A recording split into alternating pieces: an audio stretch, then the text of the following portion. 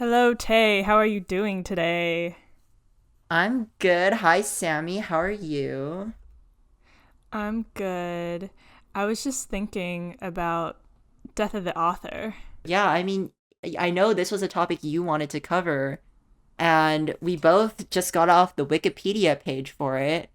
Yeah, the original French uh, essay or whatever by like this critic, writing critic in 1960 something. I think it said. It's very the Wikipedia article that is very interesting.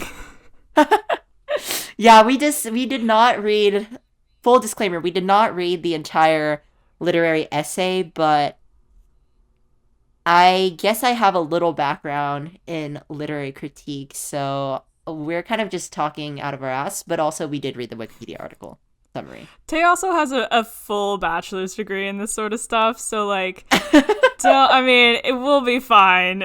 I don't condone talking about things without actually having read the source material, but we'll be talking more generally speaking, like death of the author, how that kind of sort of ties into like cancel culture and those kind of things these days. I guess we should do a brief summary of it, right? Yeah, no, I was just gonna say that I think Death of the Author kind of has a place in pop culture, whereas people these days just kind of like talk about it, and like I don't think anybody discussing it except for Lindsay Ellis, who made a video essay about it that I watched years ago. I don't think anybody has read the essay, so I do think it's kind of taken its own like use these days. Yeah, it's just like the whole debate about the male gaze stuff, where people have completely taken out of its like original like film critique context and don't really know what it Wait, can means. you But clarify? Do you mean the male gaze or the male gaze? the male gaze with Z, yeah. But that's a different topic for another day. Do you want to give a brief summary of Death of the Author? No. Okay, Can I you can do do it it? then. So, basically, Death of the Author is the concept. It kind of stands in opposition to two other schools of like literary critique, which is like historicism and then like biographical criticism. And those are both types of literary analysis where you take into account the book, the author, I should say, the author's social and historical cultural context. You study their life in biographical criticism, and then historicism, you study like the surrounding like historical events that happen and like what societal forces were at play, and then you take that with you to your analysis of the work. And then in opposition to that, death of the author is when you ignore that completely. You're like, I don't care what was happening in the author's life. I don't care what they said their work was about or didn't say their work was about. Every reader brings their own interpretation, their own context to the text, and all of those things can be equally true. Yeah, I think that a lot of people's first introduction to Death of the Author, at least for me personally, was Lindsay Ellis's video from like 5 years ago, called Death of the Author. And it's been a long time since I've watched this video. I guess I should have watched it in preparation for this. I But I don't know. Like, is it a. Where did you first hear about it or use actually it? don't remember. I feel like the context, though, that I remember seeing it happen, like, come up the most is in the context of, like, authors getting canceled and then people being like, but I still want to consume their content. So, death of the Mm-hmm. author. And I feel like that was mostly just like on Tumblr posts or something like that. I don't know if that's been your experience as well outside of Lindsay Ellis. Yeah, no, for sure. And I've like tried to practice it myself. It's it's the gray area of like media consumerism, I think. But then there's the problem. Maybe we can get into like some examples and like talk about this stuff in the context of examples, even though the theme is removing context, but let's add some context. Yeah. J.K. Rowling. JKR, I just took a little peek at the JKR Tumblr tag before we got on today. That was Oh my God. research contribution. There's some strong words in there, as there should be, I guess, but I saw the latest post was someone being like, if you like remotely say on your Tumblr that you are an HP fan of like anything, like you're blocked. Like some strong words involving Yeah. unaliving. Like Oh, it was we can say it was a kill. little we can say kill? All We can say right. This kill. person was like, I will kill you. And I was like, whoa, okay. Yeah, no, people have strong feelings about it. I do feel like it is interesting because, like, I guess, yeah, I think, like, until I read the Wikipedia page, I obviously hadn't, like, thought super duper deeply about Death of the Author, but it seems like people are kind of taking it outside of the context of literary analysis and moving it into, like you said, like, consumerism, which is kind of like an entirely different thing where it's like, am I allowed to buy this person's work or like consume their work without monetarily supporting them? Like that's kind of the context Mm-hmm. Death of the Author usually comes up with. But that's like different than like, can I ignore the fact that this author holds these views when coming to their work and then interpreting it, which is kind of like two different conversations, but they've been kind of turned into one conversation. Right. And I think that both of those conversations can happen simultaneously with JKR in particular Oh because yeah, for she sure. has content issues that Mm-hmm. some are separate and some overlap with like the anti-trans rhetoric issues that she's spreading in her, like as herself in her real life. And I don't know if there's like, is there transphobia in text or is it like the other stuff like the anti-Semitism and I'm gonna be so honest, it's been years since I've read those books, but from my understanding, some people see Rita Skeeter as a transmisogynistic stereotype from the way she's like described. Like there's a lot of focus on like her makeup being like too much, and then she has like really large like hands and like that kind of thing, and it's a lot of negative stereotypes that are leveled against trans women. And then obviously like Rita Skeeter, that's her name, right? I'm not like getting her name wrong. yeah, you're right. Okay. Yeah, and then she's obviously like a villainous character, so the fact that those traits are used to make her seem unappealing or villainous does come off as like Hmm. transmisogynistic, but that's just what I've heard from other people because I don't have a strong enough recollection of the text itself to like confirm or deny that. Right. So I guess with the two lenses that you introduced, like if we use the death of the author lens, we would be like, oh, but like we don't know if that's her saying that, JKR saying that she believes in those kind of stereotypes, or it could be like just literary tradition, as I think it said in one of the summaries. Hmm. But then on the other hand, the historicism lens would be like, but we actually do know the context behind JKR's feelings about many, many things, too many things. And we know that she's like transphobic and a TERF. And so then we can put that back into context and see more clearly, like, oh, this thing that she did with describing Rita Skeeter is pretty trans misogynistic. Yeah, basically. I mean, like historicism is definitely more focused on like history itself, but like yeah, in the context of like Mm. the other one, it's definitely yeah, that's definitely like kind of how it would be. I would say like personally, I don't know, like you can answer this after, but I think Mm. I don't entirely agree with the concept of death of the author because I think to some extent, like I do think Word of God gets a little ridiculous, especially with like long running TV shows and things like that. Can you explain what Word of God is also? Yes, Word of God is when a creator says something about their show that they say is canon, but it doesn't appear in the actual show or like text itself. So, for example, like Mm. J.K. Rowling saying that Dumbledore is gay. Or Mm-hmm. that is in the movies now, right? It is now. But like when before Yeah. those movies came Yeah. out, that would have still been Word of God because it wasn't in the text at all explicitly. So that was just like her Yeah. saying that. You say so. What were you saying about that? You get tired of it? Yeah, so I think like Word of God, it gets a little tiring. And to some extent, like, I do think.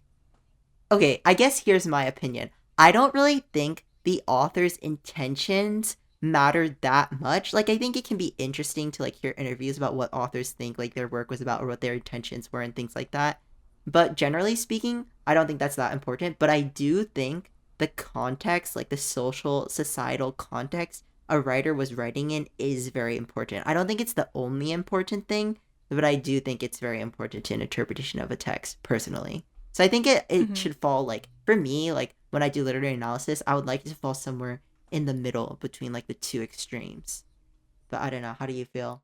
Yeah, no, I was gonna say because it kind of sounds like you are practicing death of the author in a way, in the sense that the original theory of death of the author is that like you don't care about the author's intentions. So, but you're not completely removing, you are killing the author, but you're not killing the greater context. So, but maybe historicism and death of the author aren't completely polar opposite uh, theories. Yeah, I don't think they have to be because like I mean, the Mm-hmm. reason why there have been so many literary movements is because people were like, this is kind of stupid, so we should analyze literature in a different way. And so over time, it's become more of a mix between the two, even if there are Mm. like different names for different types of literary analysis. Because those were like the extreme sides of like literary movements in the past, where they did literally like not care about anything except for like the historical context when analyzing a work. Right. Yeah, that makes sense.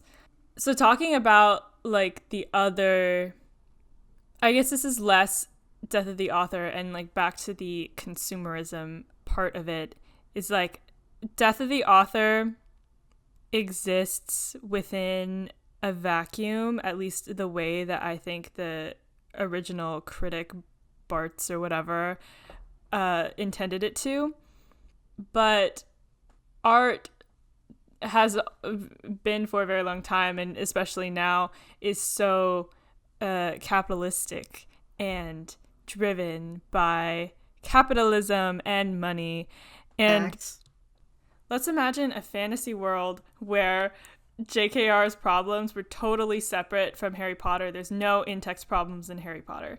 And it's just like her popping off on her Twitter, and that was the only problem that existed. I think that there's a question for so many fans or former fans of like, how do we deplatform her?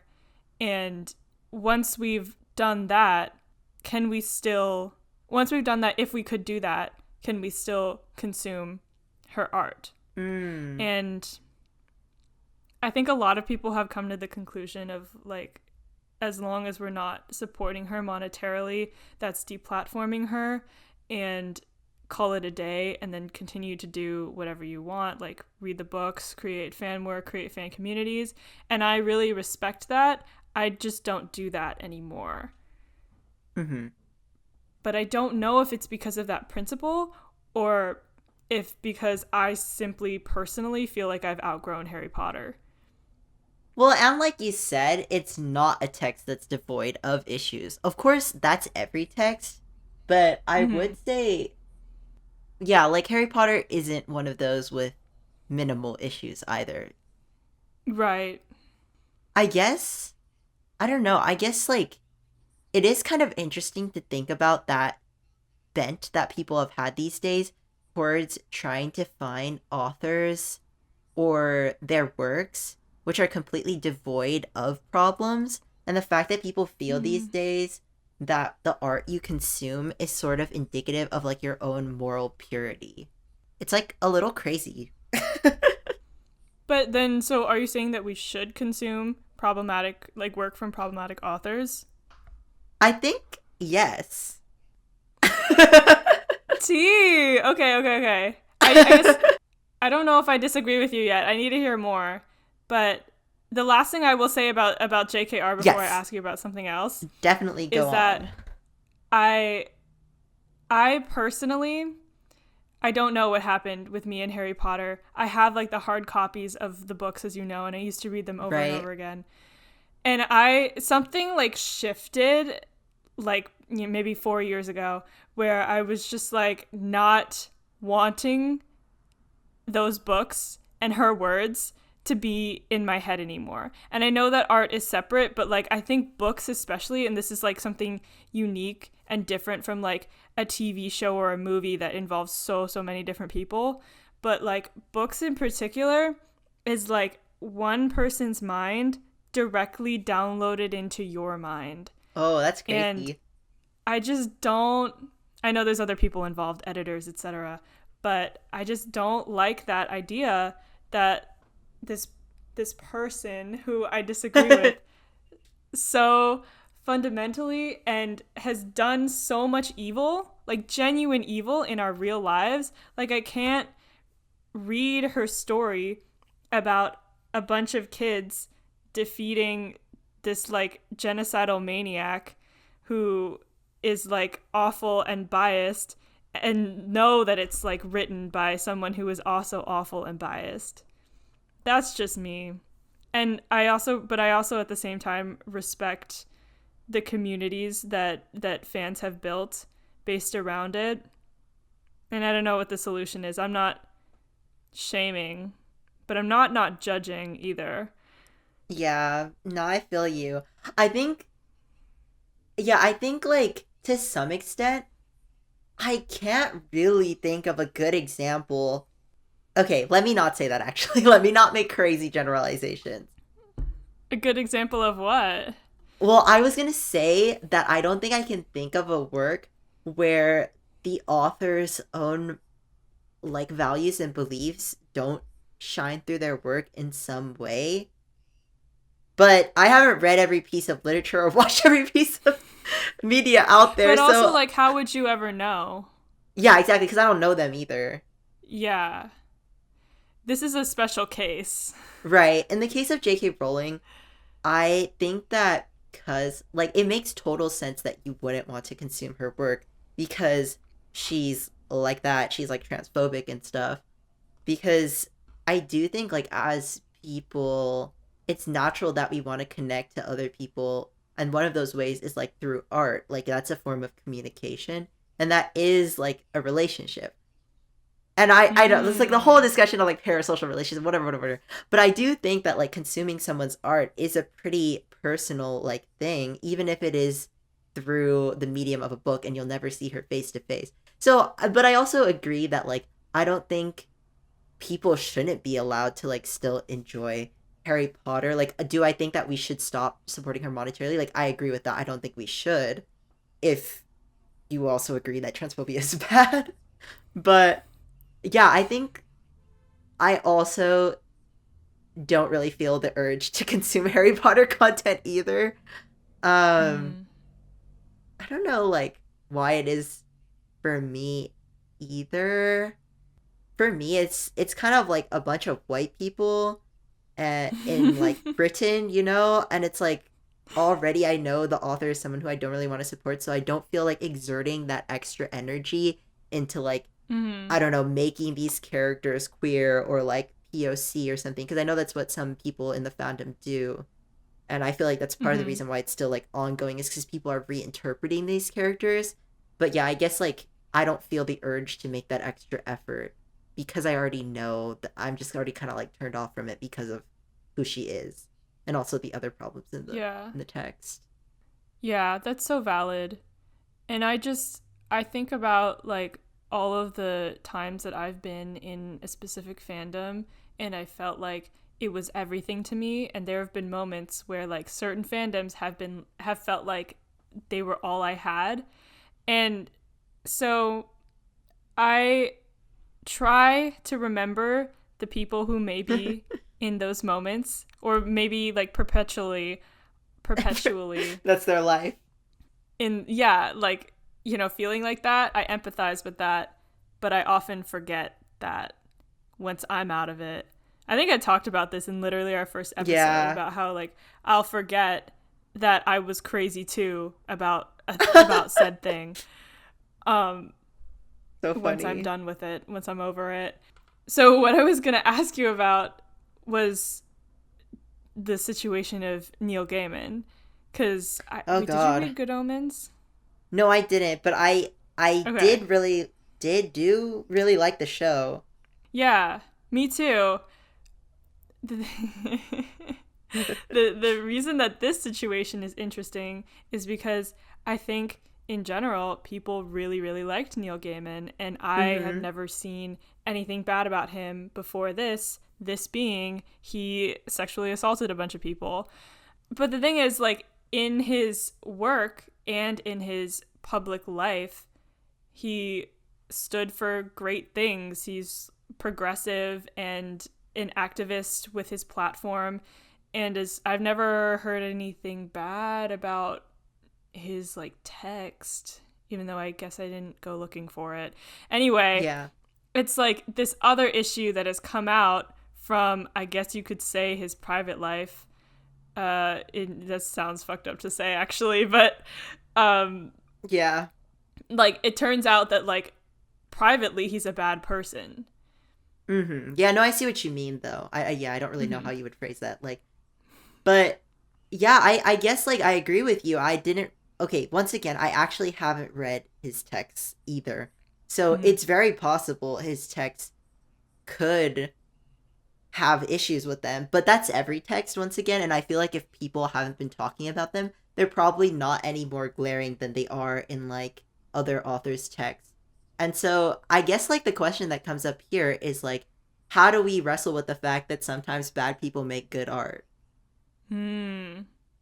I guess, oh yeah, I was gonna talk about my opinion Yeah, about yeah, how I yeah. think that, yeah, sorry, I got distracted thinking about like Harry Potter fans who like dedicate their lives to headcanoning like, I don't know, like the Marauders as like gay people of color or something like that, and that perplexes me. I guess I'm not saying you can't, but it confuses me a little. I always, maybe this is too much to say, but No, just say it. Be free. I feel bad for them because I just think like people deserve better. I agree. I agree. This is our hot take. So, I mean, you can, hate on us for this. That's valid. You're entitled to your opinion. But yeah, I definitely think that there's so much more queer content than there was 10 years ago. And there's starting to be more like content for POC and, like people in the diaspora from like various other countries in the West. So it's like we don't have to settle, or instead, We you don't could put have to that settle. energy towards making your own content with queer POC. And I feel like that could be really cool. Because it's like you kind of have to reinvent them all completely, anyways. But, I also Mm-hmm. understand people are busy. They want, like, the comfort of something familiar. But I do hope for everyone out there who is putting that much energy into that they will be able to find some media that does resonate with them, that they don't have to put so much, like, work into changing something that was kind of racist and homophobic into something that's not. Yeah. No, and you can do it. Like you can be free. Speaking to the audience right now. Like I've done it. I've been like stuck in this cycle of trying to find fan work and create fan work from like a queer ship that wasn't going to happen, or I actually do think it's going to happen, but it hadn't happened yet. Yeah, I was gonna say, are you out of this? No, I do think it's going to happen, but I don't care anymore. Okay, But okay. like at the time I was like so in it, and people in my life, like especially you, Tay, were like, but like look at this other one where like they're already together, like just let yourself be happy. But I understand that, but it is possible to move on to something that is that is more genuinely trying to represent you. Yeah, no, I know what you mean. Like good faith representation instead of scraps Yeah. or less than scraps. Yeah. The less than scraps is the really tragic one. No, for real. Anyway, talk about Neil Gaiman. I really want to hear this. Okay, yes. So my opinion is, okay, I generally think that it's bad to give monetary support to people who are not good people in a way where it's like affecting others, and like, they're using their platform for evil. Like that's not good. Mm-hmm. But I don't think that we should treat the art we consume as some sort of indication of our own or other people's morality, because I feel like that gets into the area of like censorship and like moral policing and things like that. And then the question starts to become like, oh, well, if that you consume this art that contains this problematic aspect, therefore you're a bad person. And bringing that out to an even like more extreme, that art should not exist. And I don't think that's ever a good way to go where people are starting to say, like, this art should not exist. Like, no one has the authority to be talking about what art should not exist. So I feel like it's totally normal to consume problematic media. The issue becomes when you can't recognize the problematic aspects of it. And I feel like that goes as well for consuming the work of artists who are problematic. That's fine as long as you know that they're problematic, in my opinion. But don't you think it's cringe to still be like consuming it and then trying to explain it away?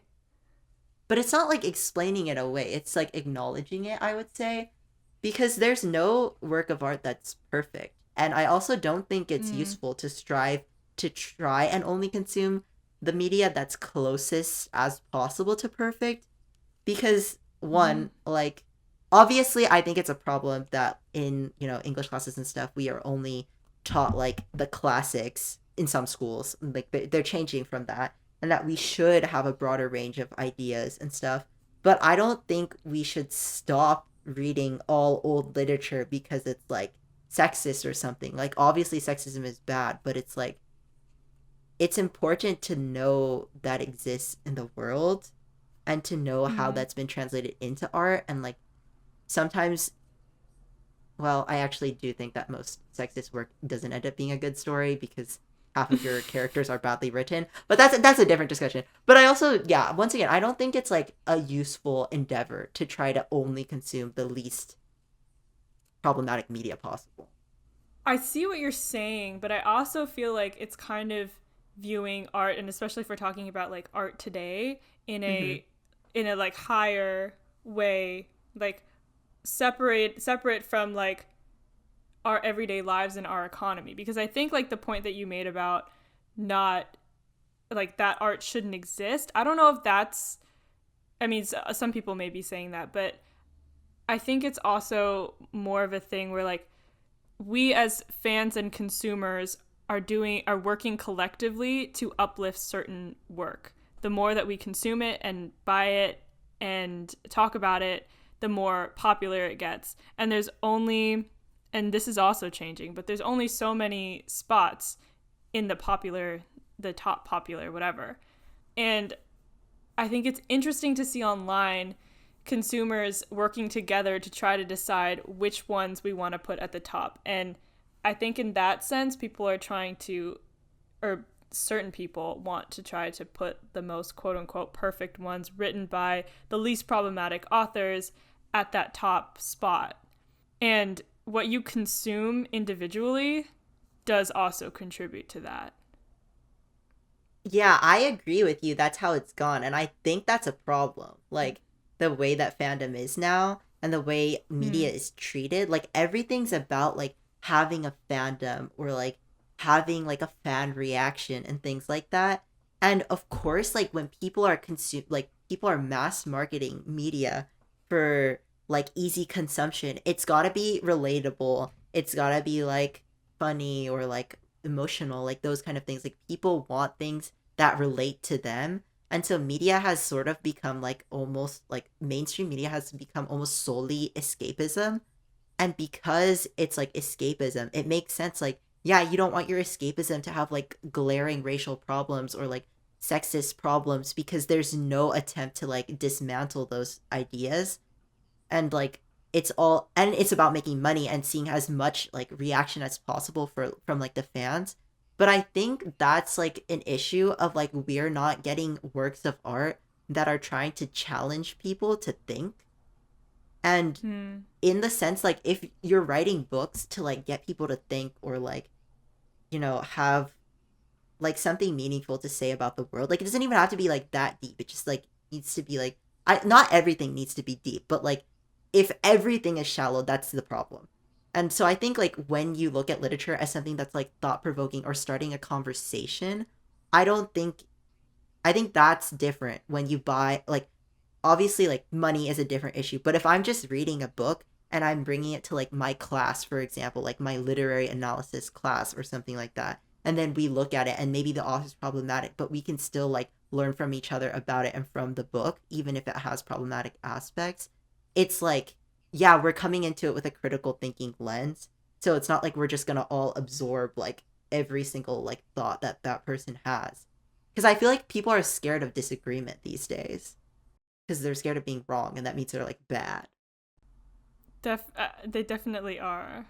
Yeah, and I feel like that's a bad thing, and it's kind of like contributing to anti-intellectualism. How so? Just me yapping my crazy opinions. I was like, wait, expand on that one. Yeah, I mean, okay, disclaimer, you guys don't need to agree with me, but this is just like my silly thoughts as like, you know, former English major, but I think that this idea that media needs to be relatable, easy to consume, means that because it's relatable to everyone, it feels like a reflection of yourself. And that's why people are so focused on like media needs to be perfect. Because if I'm relating to it and it's problematic, then I must be problematic.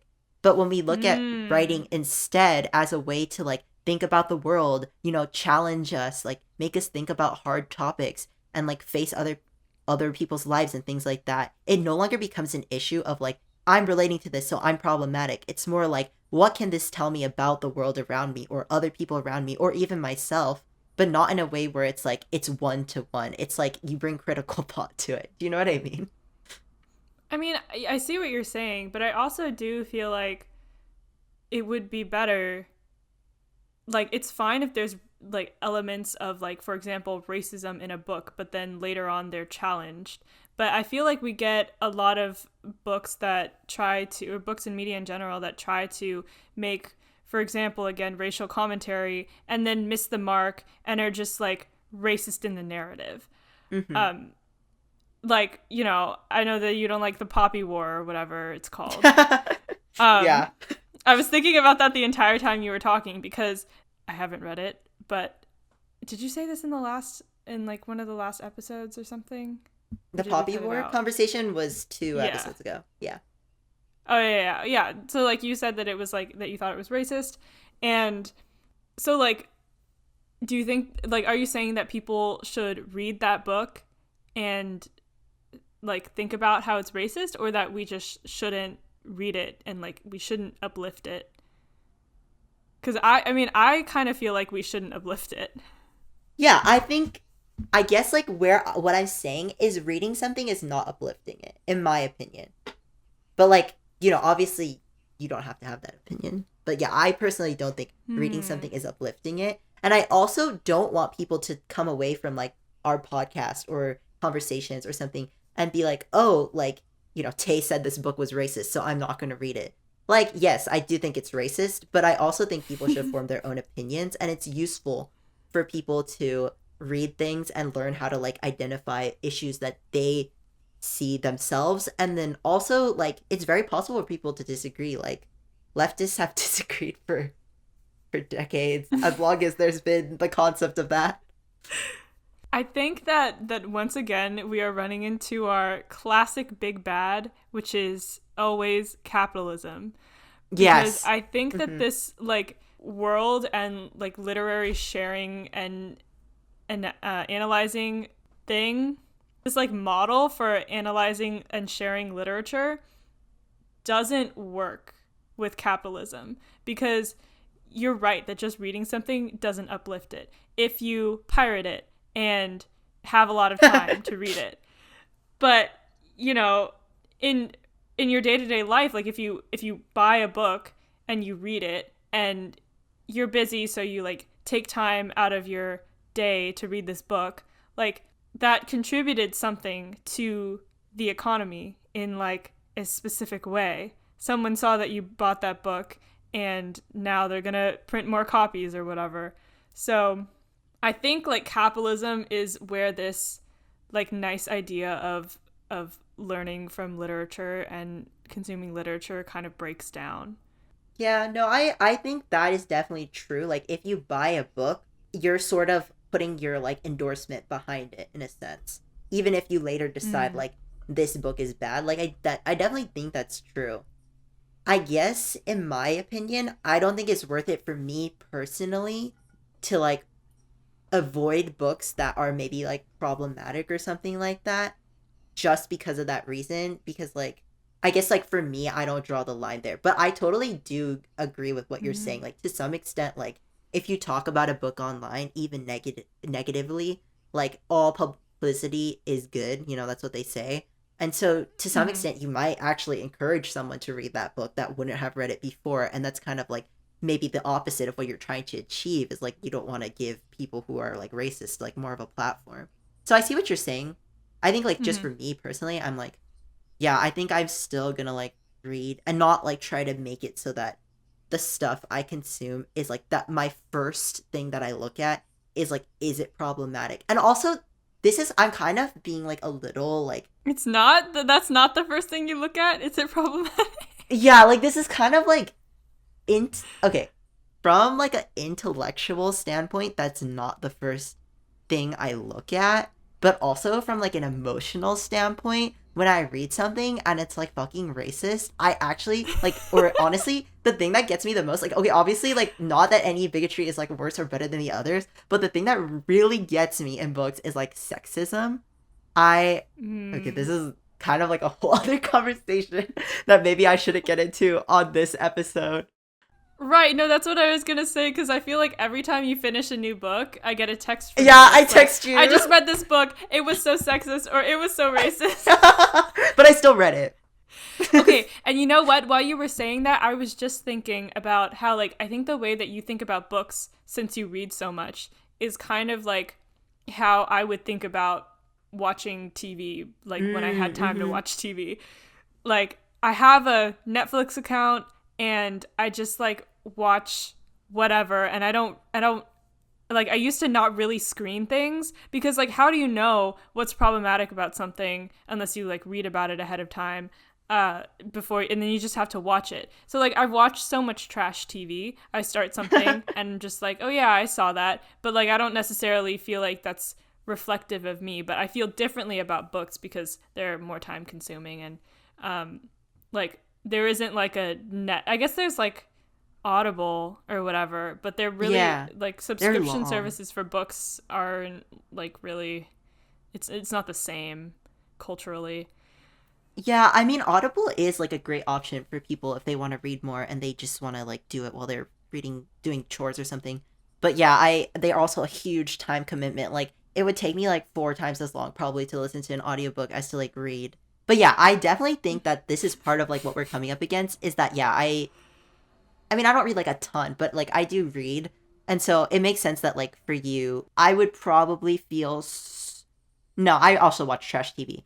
Cuz I think yeah, I feel like I see media like that kind of way, where it's like sometimes it's just for entertainment, sometimes it's just cuz I'm curious and things like that, and I feel like it's not going to stop me if I'm intrigued enough, but also to some extent like it's not going to be enjoyable for me if like a book is like a certain level of sexist, and I'm not going to have like enjoyed that. So if I know from the onset like that it's going to be like really sexist in like a painful to read way, and it's not like assigned to me for something, I will probably avoid it. So I guess there's like layers there of where I don't think that like we should try to find like the perfect book, but I also agree that we should take care of ourselves and like try to invest our time in things that are more meaningful to us. So I guess like it's both. Yeah. So then this is a question for you. You are an author and you're writing a book right now. Are you trying to write a perfect book? Well, I'm not an author. I'm a aspiring author. Yeah, attempting to be an author. Yeah, okay, well, you know, I'm probably going to get extremely flamed for being such a hater and then writing a book with flaws, because all books have flaws. I would say... No, I mean, I think you're safe in that regard, because you were just sitting here saying that books have flaws and you should read them anyway, which honestly, now that I think about it, sounds like a bit of an advertisement, but maybe it is. See, no people are perfect. But I guess I would say I'm not trying to write a perfect book. I am trying to write a good book, in the sense that I hope it's like entertaining and emotionally resonant and that it puts forward ideas in the world that I agree with. But I also don't have every experience under the planet nor all the knowledge and brain cells. So, there are going to be issues with it inevitably. It's just like it is one of my priorities to make sure it has the least issues possible to avoid causing harm. Because, yeah, art, when it has problematic ideas, I think it's like a different question when you are an author versus like a consumer or like a reader. Because reading a book that has problematic issues, like you have thought, you're not that author, you can disagree with people. But when you're the author, I do think it is your job to make sure that you have the least amount of issues possible, because your art can influence people and like cause harm if you're not careful about what ideas you put forward. Right, and you are actually in a position where you know exactly what the author's intentions are, and you would hope. Yeah. And how much is like your opinion versus literary tradition versus, just what's happening, like the character's opinion. But yeah, looking forward to reading it though.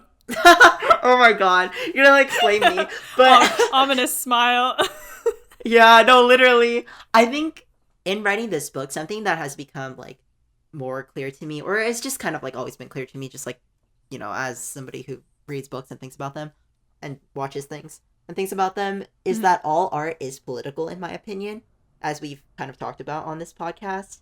And so I think that when you are the person creating art, if you fail to think about the political implications of your art, you will end up bringing your biases to it. And that can still happen even if you are thinking about like the political implications of your work, but it's just inevitable that they may come out in ways you don't want them to come out if you don't think about them at all.